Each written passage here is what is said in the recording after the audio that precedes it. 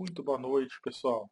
Hoje nós vamos ver a carboxilação, que é a etapa que é da fotossíntese, né, feita sem a necessidade da luz, tá? Então eu coloquei aí no fundo uma lesma que tem cloroplastos, acreditem se quiser. Então ficou um fundo legal aí para nossas aulas também.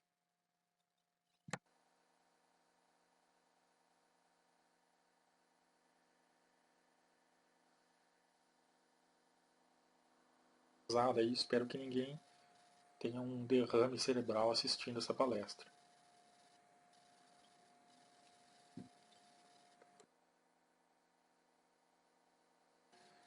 Bom, aí só ilustrando, né, a lesma com os cloroplastos, algumas das moléculas envolvidas na carboxilação. Nós vamos tratar muito aqui do ciclo de Kelvin, certo? Então bora lá. Quando aparecer coisas muito importantes, elas vão estar nesse quadrado. Mas é bom lembrar, né, essa palestra toda aqui é importante para a disciplina, mais até do que as palestras sobre a luz, né, a parte luminosa da fotossíntese. Então vamos lá. O que acontece nessa parte da fotossíntese? Chamada de fase escura. Sempre vai acontecer, né, a transformação de gás carbônico em açúcar, tá? Só que muitas vezes a gente não vai falar exatamente das quantidades, até para não ficar muito exaustivo e muita matemática aqui, né? Mas vai ter um slide aí mais adiante que a gente vai falar exatamente quantas moléculas entram, quantas moléculas saem, tá? Mas de um modo geral, duas moléculas de água são quebradas em seus elétrons e prótons, né? E o oxigênio é liberado, tá? Isso acontece na fase luminosa. Na fase escura, uma equação bem simples para mostrar o que acontece, só mostrando o começo e o final, e não os intermediários, aquelas 40, 50 reações que a gente é obrigado a falar aqui, né? Porque senão não fica claro, né? Acontece o gás carbônico pegar esses elétrons, né? Que vieram lá da quebra da água, e os prótons, e aí soldar os prótons aqui, ó, no carbono do gás carbônico.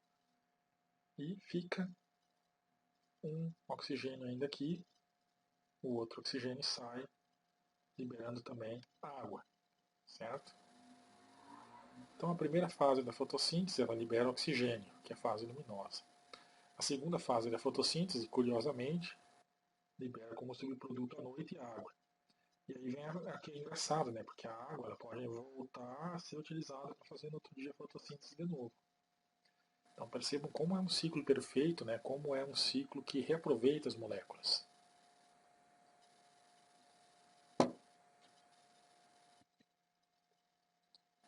Então essas reações que eu mostrei aqui, em azul, para mostrar o que acontece com o oxigênio, né? Que é uma parte mais, fica um pouco às vezes difícil de entender, é a carboxilação. Então, o que é a carboxilação? É a fase escura da fotossíntese. Acabei de explicar que é essa segunda equação. Lembrem, elétrons eles são uma espécie de solda, né, que mantém os átomos unidos. E o hidrogênio mais, ele é na verdade o chamado de próton também, né? Porque lá no núcleo do átomo tem o quê? Um próton, um nêutron e algumas outras coisinhas menores, tá? Que a gente não vai entrar em detalhe aqui. E ao redor disso está girando o elétron. Então, quando os elétrons saem dos átomos, eles bagunçam as reações químicas e eles desmancham a molécula. E aí fica os pedaços, né? Fica o pedaço do núcleo aqui, o pedaço dos elétrons soltos. Aí isso aqui vai ser rearranjado para soldar a molécula de gás carbônico na molécula dos pedaços que saíram aqui da água, certo? Bom, então, por que a planta não utiliza o gás carbônico direto como uma fonte de energia? Porque ele é incompatível com a fisiologia das células. Tá? Então as células elas não lidam bem com gases. Tá? Assim como algumas pessoas não lidam bem com gases, as células também. Um caso mais clássico é o nitrogênio. Né? A planta não consegue pegar o nitrogênio do ar. Se ela conseguisse fazer isso, Ela seria muito mais eficiente do que ela já é.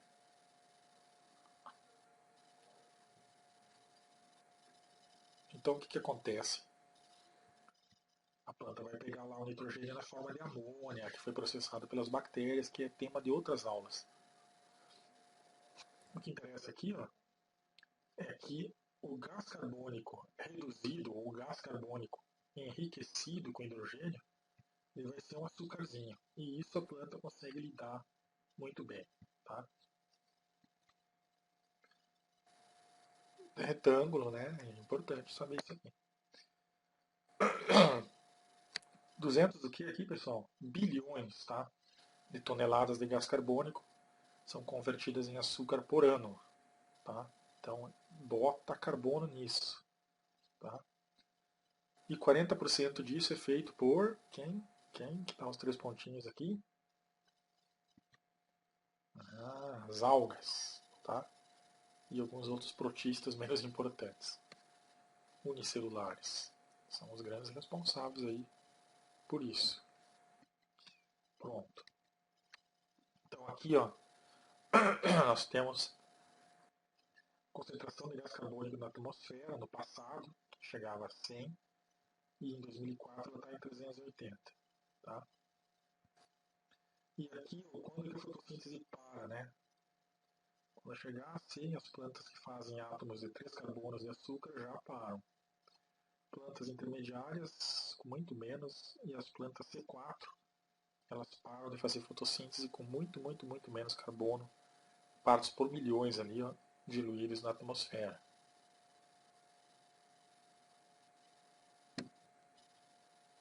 Então, fica aquela pergunta, né? Será que o aquecimento global mais gás carbônico não vai parar algumas plantas altamente eficientes e favorecer plantas menos eficientes? É considerado um átomo de 4 carbonos mais eficiente, né? Você converte mais gás carbônico em açúcares maiores aqui, certo? Bom, coisas para se pensar. Quais são as plantinhas eficientes na fotossíntese? Tá? São essas aqui. O arroz, o trigo, essa aqui eu não sei o que é, a cevada, essa aqui também, a aveia, não sei. O que é essa aqui? Soja. O que é essa aqui? Amendoim. Essa, algodão. E aí vai, tá? São todas elas bastante eficientes. Agora começa a parte pesada, o resumo da fotossíntese. Então lá no capítulo 7 do Thais e Zager, você pode ler a fase clara, tá? Que é a oxidação da água ao oxigênio, tá? E isso vai originar elétrons e prótons que vão, principalmente prótons, né? Que vão enriquecer uma molécula de adenosina trifosfato a uma molécula de adenosina trifosfato. Então tem um grupo fosfato solto lá, ou fazendo alguma outra coisa, e ele vai ser juntado, vai energizar essa molécula. Depois, quando essa molécula for requisitada no ciclo escuro, na fase escura, ela vai liberar de novo energia da ligação química para fazer ligações necessárias para fixar o gás carbônico em açúcar. O nucleotídeo reduzido de piridina, o NADPH, também cumpre esse papel com prótons e elétrons advindos da luz, tá? Ou, melhor falando, da fase clara da fotossíntese, lá quando a clorofila é excitada pelo comprimento de onda azul, aí ela libera um elétron, e aí vários quantidades aí de luz, né, partículas de luz são necessárias para reconstruir essa energia e recarregar essa clorofila. Então a clorofila é como se fosse um revólver, ela está carregada, ela manda bala, essa bala vai formar ATP, né, DPH, que vão ser usados para juntar o carbono, as moléculas do gás carbônico. E ela é recarregada pela luz, certo? Interessante ver dessa forma, né? As reações que catalisam a redução do gás carbônico a açúcar consomem essas moléculas então. e são catalisadas, né, ajudadas por enzimas. Tá? Então aqui está simbolizado a luz, a quebra da molécula de água, que a gente já viu como é que é feita, né? A água está dentro da planta em vários lugares, inclusive dentro da molécula de clorofila. Tem uma clorofila especial que a gente viu, que é a feofitina, ela tem água dentro. Aí algumas dessas enzimas, elas conseguem ir quebrando a água, que é difícil de fazer, e liberando os prótons, para converter ATP em ATP. Depois o NADPH também vai ser formado de maneira semelhante. E aí vai gastar toda a energia aqui para juntar essas duas coisas, né? Então, quebrando a água, obtém energia. Para juntar a água, precisa da energia da quebra da própria água para formar o açúcar. Olha que loucura. E aí é que vai acontecer o seguinte: algumas dessas águas elas vão ser reaproveitadas. Tá? Então a fotossíntese, em resumo, o que é? É um motor movido a água que converte o que seria o que sai do escapamento do motor em açúcar. Olha que máquina, que maravilha. Nunca tinham visto a fotossíntese assim, então vejam, pois ela é isso. Então quem fala, vou criar um motor movido a energia solar, vou criar um motor movido a água, não cria, né? Já existe. Bom, agora isso aqui é uma coisa muito básica, muito simples. Agora nós vamos entrar no que realmente acontece nesse ciclo. Tá? Depois a gente vai ver o que é essas trioses fosfato. Fosfato também é um grupo de átomos, né, energéticos, e ele vai circulando dentro de todo esse esquema, fornecendo energia quando necessário. Então esse slide é fundamental. Bom, aqui é só para nós relembrar de novo o que acontece, né, lá na fase clara. A luz entra, a clorofila ela é quebrada, libera um pedaço de elétron, não um elétron. Esse elétron faz um grande caminho. Paralelo a isso, algumas enzimas aí quebram, ou proteínas quebram a feofitina, liberando água. Também há água disponível no meio celular, no líquido, né, no estroma dos cloroplastos é quebrada. E da quebra da água origina elétrons e prótons. Eles vão percorrendo um grande caminho que a gente já falou, né, nas outras aulas, aí, nessas outras 3 horas e meia de aula que tem gravado. Vão chegar lá no outro fotossistema, que é onde tem mais clorofila, entrando mais luz, só que com menos energia. E isso tudo vai originar elétrons e prótons também, para carregar essas moléculas com energia, juntar os grupos fosfato, e depois elas serem liberadas essa energia, produzir o açúcar.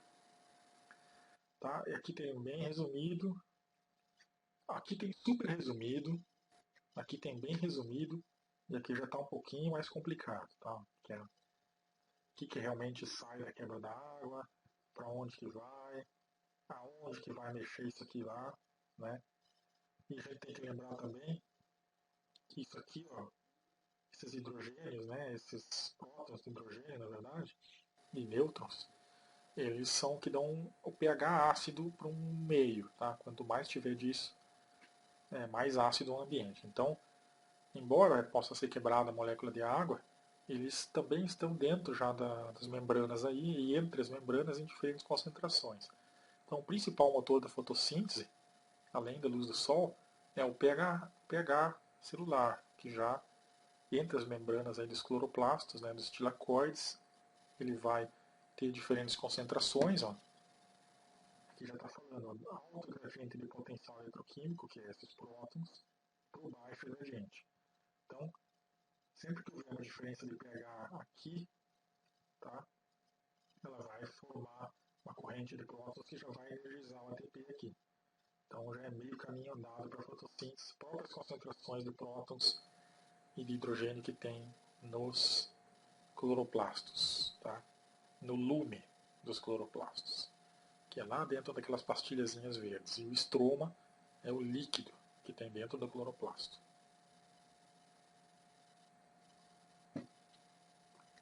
Beleza?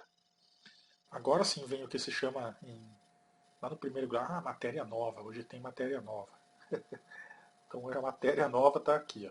Tudo isso que eu falei é uma breve introdução para localizar vocês, né? E só para lembrar, né? Esses 15 minutos aqui é um resuminho dos outros vídeos que eu fiz até agora. Então, assistam os outros vídeos. Não inventem de querer assistir só o ciclo de Kelvin, que vocês não vão entender nada.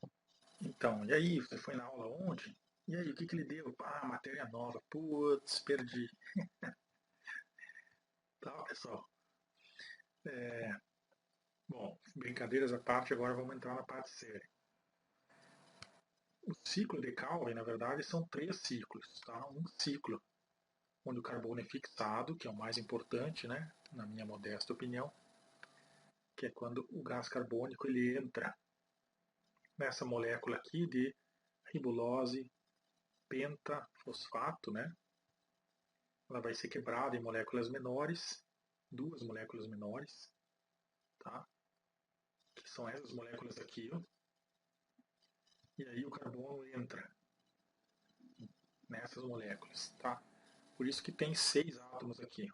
Se você quer uma molécula que ela começa com 5 átomos, ó, o carbono é o preto, tá? 1, 2, 3, 4, 5.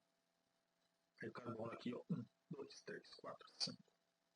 Se você quebra ela em 2 pedaços, um pedaço ficaria com 3 e outro com 2, né? Que seria essa energização aqui, né? E a fosforilação dela, entrando o grupo fosfato nessa molécula que tinha um fosfato, aí a ADP quebrada liberando a ATP aqui, uma quebrada liberando outro fosfato, ela fica energizada aqui, a ribulose 1,5 bifosfato. Aí ela quebraria em 3 e em 2, quando ela está energizada. Aí quebrou em 3, quebrou em 3, porque entrou um átomo aqui do carbono, tá? Quem faz todo esse papel aqui, grande parte dele é rubisco, que é uma molécula gigantesca, né? E ela adora carbono, tá? Adora o gás carbônico, na verdade.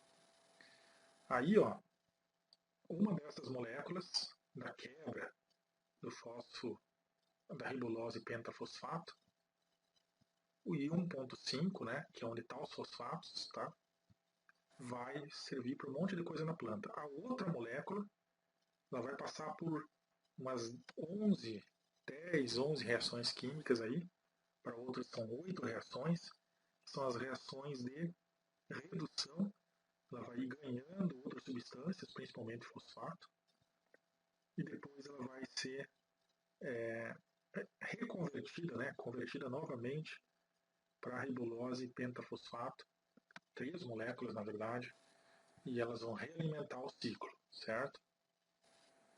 Interessante, não é? Outra coisa para lembrar de química para vocês é por que chama ribulose 1,5 bifosfato.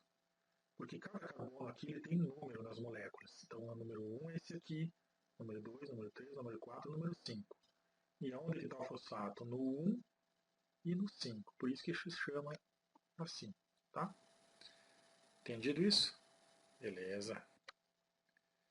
Esse aqui nos interessa muito, tá? Que é o 3-fosfogliceracetato, tá?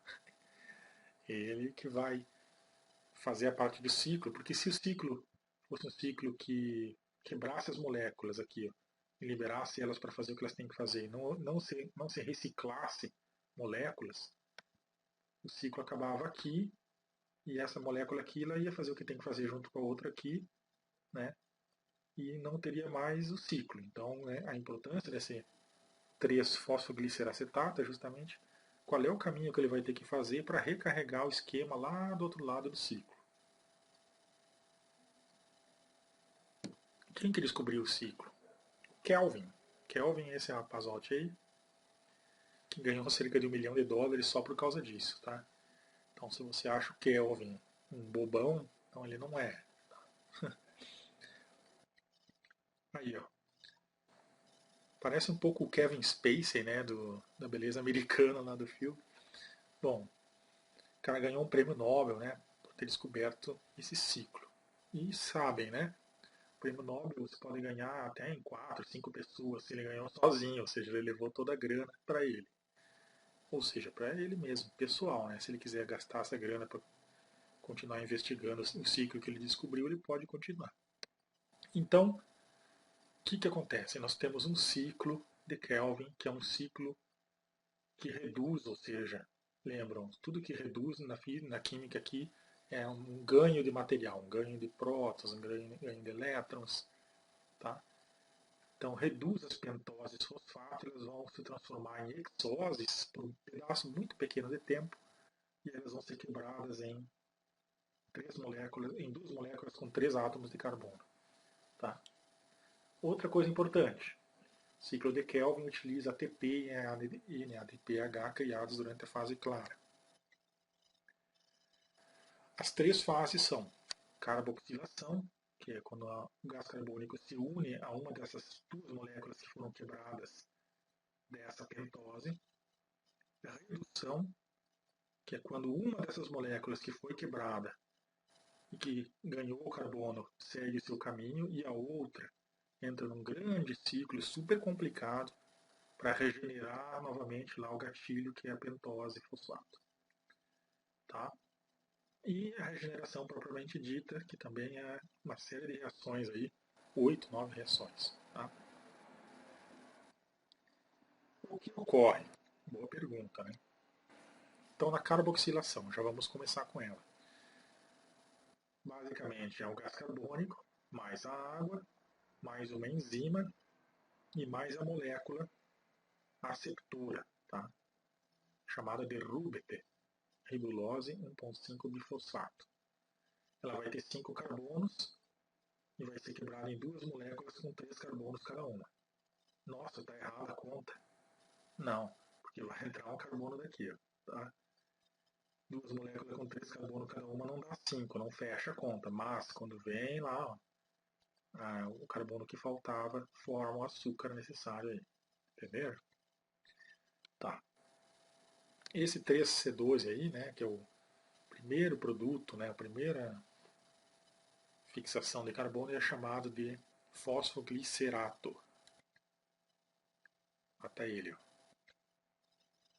Então, resumindo, é essa grande molécula aqui, com 1, 2, 3, 4, 5 carbonos, e aqui está toda a representação de outra forma, né? Ela é, entre aspas, quebrada em 2 moléculas menores de fosfoglicerato, que tem um carbono. Então, 5 dividido por 2 dá 6. Dá 3 vezes 2, 6. Tá? Aí, ó. Aí mostra a quebra dela. Beleza. Recapitulando, então. Fosfoglicerato, mais energia, ganha um elétron e vira um carboidrato, com a ajuda do gás carbônico. Regeneração do fornecedor dos carbonos iniciais. Aí vai ser a segunda e a terceira parte dessa grande aula, que talvez tenha que dividir mesmo em 3 partes. Vocês vão ver mais adiante. O que mais? E esse fosfoglicerato, ele é considerado o primeiro intermediário estável. Tá? Um grande problema na química é você originar moléculas estáveis. Tem moléculas que são molecas mesmo, elas não são estáveis. Elas correm para lá, correm para cá, se quebram, se juntam. E é importante ter elétrons aí, né? Ter prótons para quebrar, para entrar onde está faltando as coisas e deixar a molécula estável. Bom, vamos continuar um pouquinho mais. Então aí, transformou nessa aqui. E aí já tem outra coisa a mais aí. Tá? Aí a função do NADPH é fornecer o cimento aqui necessário para esse 3-fosfoglicerato se converter em gliceraldeído. Tá? Aí entrou aqui, ó, hidrogênio, tá vendo? Ó, aqui não tinha hidrogênio, agora tem hidrogênio. Tá?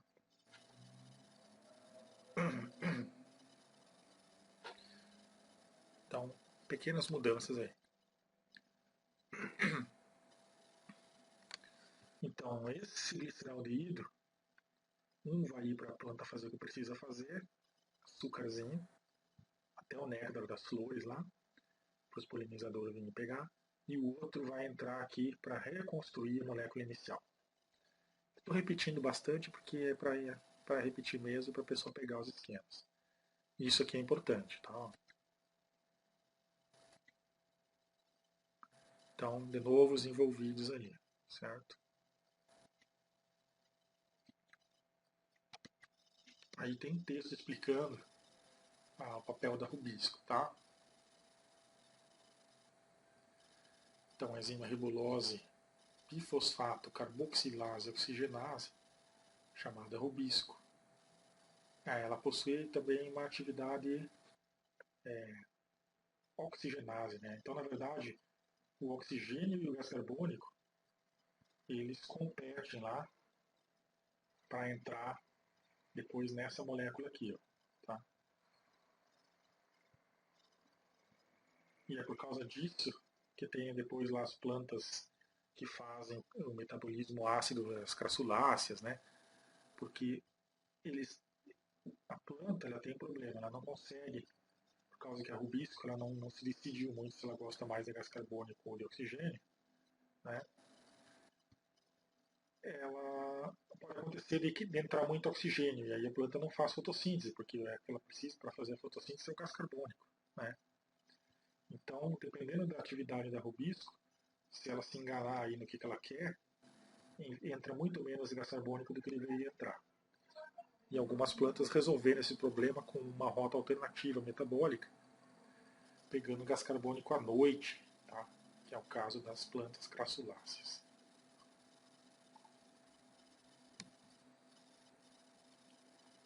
Pronto.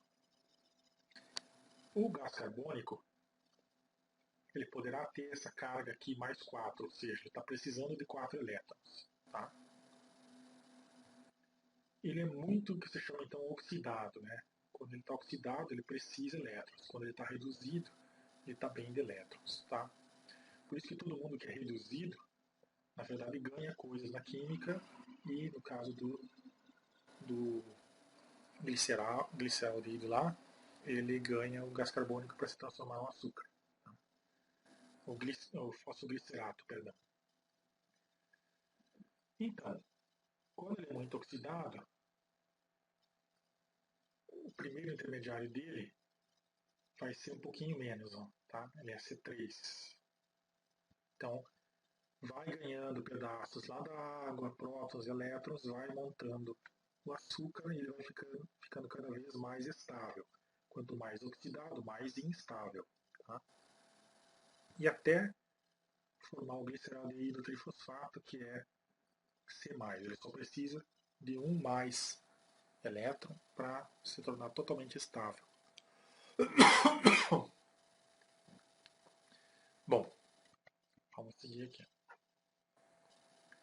Então, aqui já são produtos, né, da fotossíntese, produtos do ciclo de Kelvin, a transformação daquela molécula que está à esquerda nessas moléculas à direita, duas. Tá?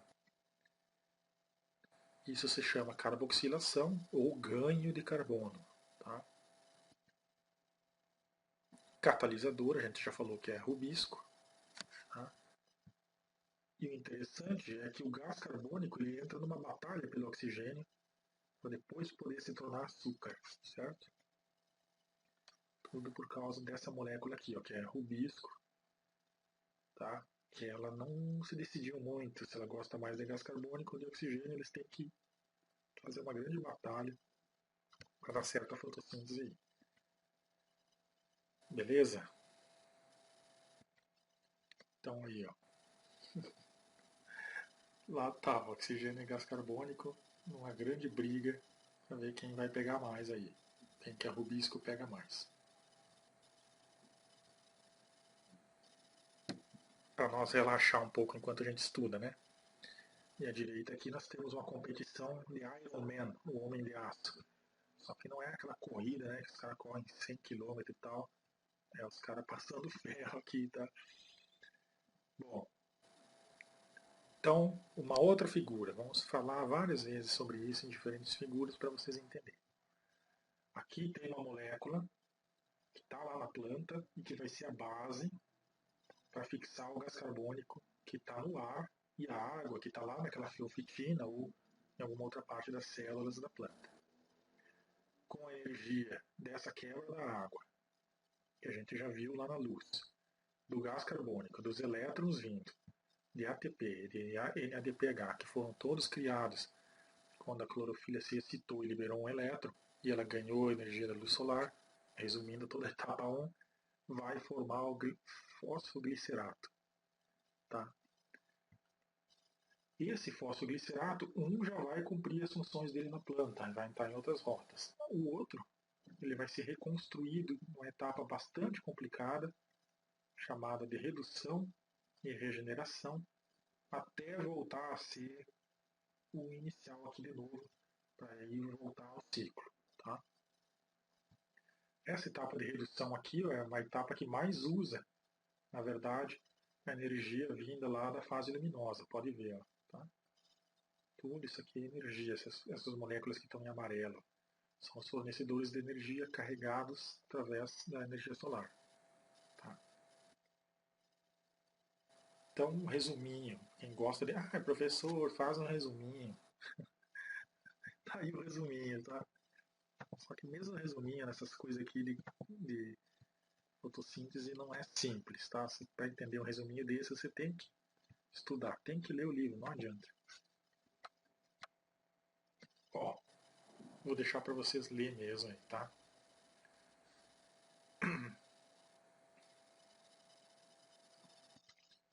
E o Calvin Spacer aí no centro, tá? E aí eu coloquei em vermelho, tá? Esse retângulo, que na verdade é um quadrado, mostrando de onde que vem a energia. Aqui é o que eu havia falado, que na verdade o que a gente estava explicando ali não é daquele jeito, é assim, ó. Tem que levar em consideração as quantidades de moléculas de cada substância envolvidas. Senão não fecha a conta. Só que eu não queria complicar, mas agora acabei complicando. Vocês vão ter que olhar e entender isso aí também, tá? Só para explicar para vocês, essas breves pausas que eu dou quando eu estou tomando um cafezinho. Olha aí, ó, pessoal, é o seguinte. Então, ó, para cada 6 gás carbônico que entra, estão aqui em amarelinho.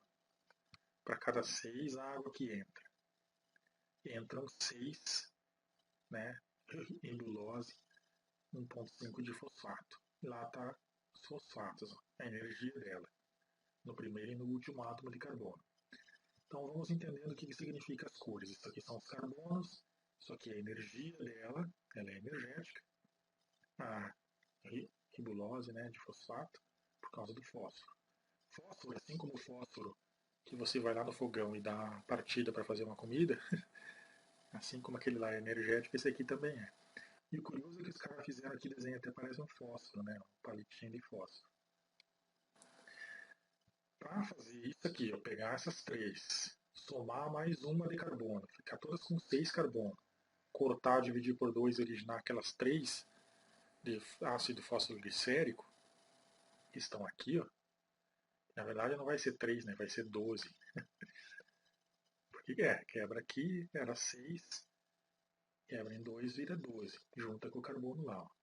Então o que é isso aqui, ó? Pessoal? Vamos concentrar aqui. Tudo isso aqui, mais gás carbônico, mais água, mais energia, soma um carbono em cada ponta aqui, dividir tudo por 2, vai dar 12. 6, né? Dividido, somado aqui, mais um carbono. 5 somado um carbono vai dar 6. Dividido por 2 vai dar 3 para cada lado aqui, vai originar 3, 3, 3, 3, 3. Cada duas dessas aqui, ó, era uma dessa aqui. Por isso que deu 12 ácidos fosfoglicéricos. Mais energia vem e transforma eles em mais energéticos aqui, ó, tá vendo? Então, quando está aqui os fósforos, ó, o fósforo foi perdido aqui, ó. Tá? Aí vem mais ATP, que é a adenosina trifosfato, tem mais fósforo, mais energia. Essas moléculas menores voltam a ter energização. Aí vai vir energia aqui de novo e vai converter elas em outras substâncias, tá? E aí vai sobrar energia aqui, ó. E aí aqui vai formar moléculas que vão ser usadas pela planta, pouco, e grande parte, ó, 3, 6, 9, 10 aqui vão ter que ser utilizadas para uma rota alternativa que é para recarregar o sistema. Vai formar aqui elas de novo, ó. Essa última parte aqui eu expliquei meia boca assim, mas porque depois a gente vai ver mais detalhes como que é tudo essa parte aqui, tá? Bom, de novo o ciclo de Kelvin, então. E aí a legenda, tá? Aquilo ali os carbonos, os fosfatos em vermelho, onde entrou o gás carbônico em amarelo. Agora sim é que vem a parte pesada. Nós vamos pegar esse ciclo aqui, ó, e vamos colocar ele de uma outra forma aqui. E lá no Thais Zeiger tem uma página inteira que é essa figura. E aí eu vou pegando aqui ó, pedaços do ciclo, que aqui está a carboxilação. Toda essa enorme rota aqui é a rota de recarregamento das moléculas iniciais, tá? Então a parte que interessa mesmo é essa aqui, ó. Então o resto eu vou deixar mais a título de curiosidade, que é todo esse resto aqui. E aí a gente vai pegar parte por parte e explicar tudo isso. Beleza? Estão preparados? Então lá, boa viagem para nós agora.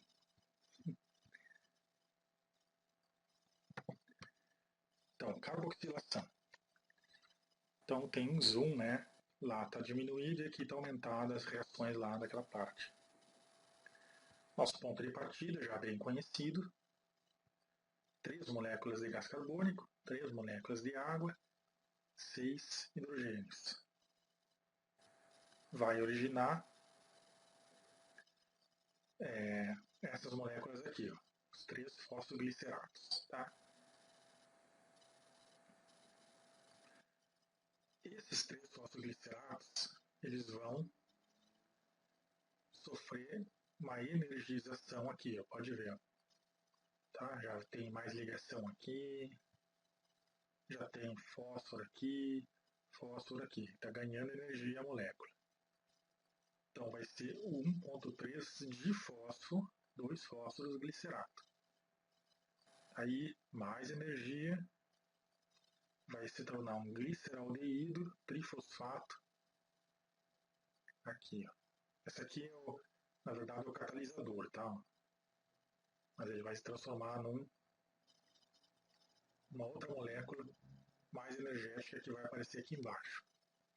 Já vou falar o nome dela. Só vou mostrar aqui, ó, que em alaranjado estão os catalisadores, né, da reação, e em azul os fornecedores de energia. Então, catalisadores apareceram aí, ó. A rubisco lá embaixo, a fosfoglicerato quinase, que é essa molécula preta e vermelha aqui. Quem mais? A água, fornecedor de energia. E aqui o ATP, fornecedor de energia. Na verdade, essa última seta deveria estar em azul. Aí o que acontece? Ó,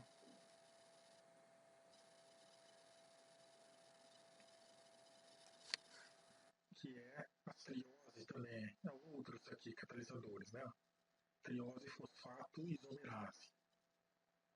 Tem mais 2 aqui. Ó. Essas 2 aqui. Elas vão catalisar a última parte aí para formar uma molécula mais açucarada, mais energética. Então, essa molécula inicial aqui, ó, ela doa o fósforo. Os outros fósforos vêm, provavelmente, da adenosina trifosfato.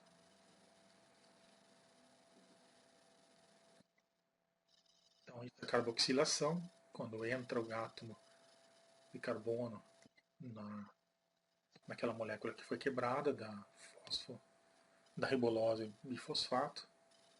Depois tem uma hidrólise, que é a entrada de uma molécula de água no sistema, fixada, né? A hidrólise é a fixação de uma molécula de água. A água vai entrar nessa molécula aqui, tá? E as partes da água vão servir como cimento aqui para criar uma molécula mais energética, tá? Que é a hidrólise. E aí, ó, quem ajuda nessa última parte são essas HPDHs, tá? Que são os gliceraldeídos trifosfatos desidrogenases. Eles vão ajudar aí na conversão da molécula aqui, ó, de fosfoglicerato, em outras moléculas que a gente vai ver mais adiante. Bom, então as moléculas de gás carbônico, né, vão ganhando carbono e fósforo, vão sendo energizadas. Esse é o resumo do que aconteceu aí, nas primeiras reações desse slide anterior. O que mais? Alguns comentários importantes. O gás carbônico ele é adicionado ao carbono 2 da ribulose 1,5-bifosfato pela ação da rubisco. Tá? A hidrólise, a quebra da molécula de água, também vai ajudar a formar esse intermediário estável chamado 3-fosfoglicerato. Já falamos que a rubisco adora gás carbônico e também oxigênio.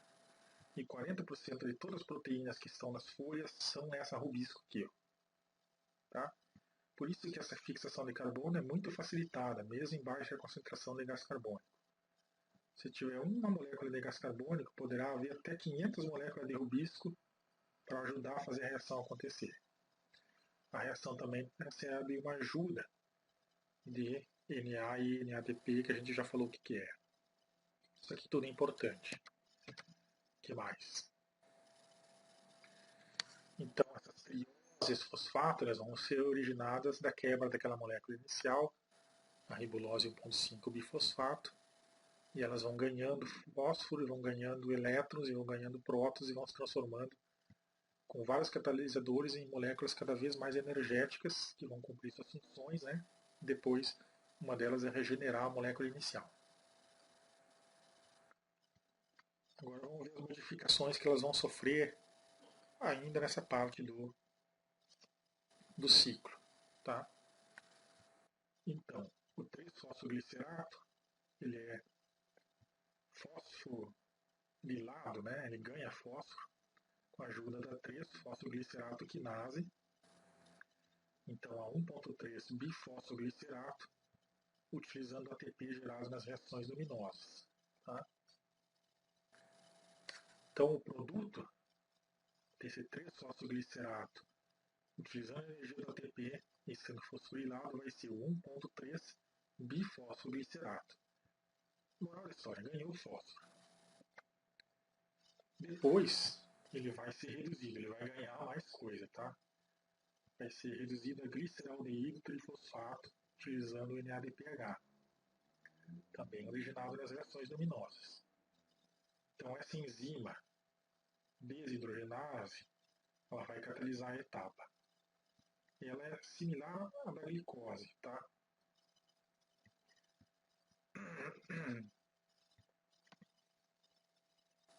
Beleza. Então aqui, ó, nós temos um quadro resumo de tudo que vai acontecer e depois nós temos uma figura resumo de tudo que vai acontecer. Nós estamos aqui, ó, tá? Então vocês vão ver como o negócio é complicado. A primeira partezinha já foi, a fixação do gás carbônico, que é o que a gente tem que saber mesmo aqui, ó, tá? Quebrou essa aqui em duas, ganhou um átomo, ela ficou com 6 átomos, tá? Beleza? Depois aqui já é a energização de um desses produtos aqui, ó, tá? E por hoje nós vamos ficar aqui, tá? Porque depois vem outras coisas mais complicadas, que vai ser essa sequência do que vai acontecer agora com o difosfoglicerato. Toda essa parte do quadro aqui, ó. A parte que a gente viu já não está mais aqui, estava aqui em cima, tá? Depois a gente tem que ver tudo isso aqui ainda. Então vamos por partes, né? Como diria Jack, vamos com calma. E pessoal, até a próxima. Espero ter elucidado algumas dúvidas aí sobre esse complicado ciclo de Kelvin.